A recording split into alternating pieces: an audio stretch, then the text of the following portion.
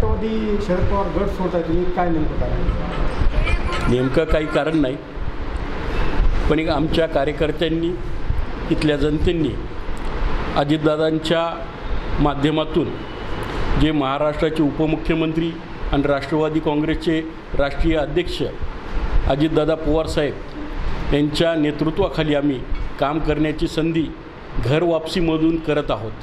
कारण की अजितदादांचं योगदान खूप मोठं या तालुक्याला मिळालं आहे. धर्माबाद आणि उमरी अप्पर पैनगंगेचं पाणी असेल, बाबळी बंधारा असेल किंवा बडेगाव बंधारा असेल, त्यांच्याच काळामध्ये ही संकल्पना किंवा बापूसाहेब देशमुख गोरठेकरांनी मांडली. त्यावेळेस अजितदादांनी ही याला भरपूर निधी दिलेली आहे.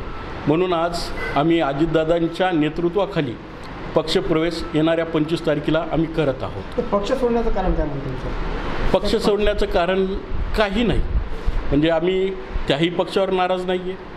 फक्त अजितदादांचा स्वभाव आणि त्यांची कामाची शैली, आणि अजितदादा आणि राष्ट्रवादी वेगळे काही नाही आहेत. म्हणूनच आम्ही या राष्ट्रवादीत जाण्याचा निर्णय आम्ही सर्व परिवार आणि आमचे कार्यकर्ते आणि इथली जनता यांनी सांगल्यामुळंच आम्ही हे निर्णय घेतलेला आहे. विधानसभा तुम्ही लढणार होता, काय कारण होतं, का लढणार? मी विधानसभे लढवणार होतो. राष्ट्रवादी शरद पवार गटाकडून उत्सुक बी होतो आहे आणि फॉर्म बी भरला होता. पण एक काही कारणास्तव शरद पवार साहेबांचा फोन आला, तुला माघार घ्यावा लागेल या विधानसभेमधून. मी त्यांचा शब्द टाळला नाही.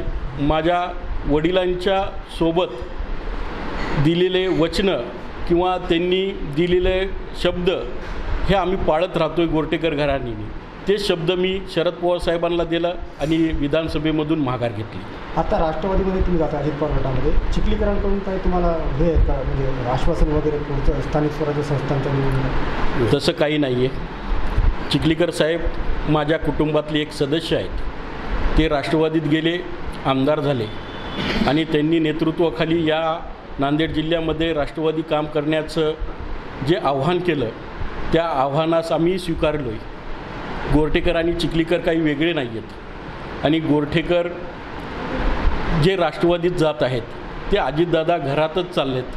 त्याच्यामुळे चिखलीकर साहेबांचा किंवा या स्वराज्य संस्थेमध्ये काम करत असताना सर्व ताकदीनं आम्ही ज्या काही नगरपालिका असेल, जिल्हा परिषद असेल, पंचायत समिती असतील, हे पक्षानं जर आदेश दिला तर आम्ही सोबत.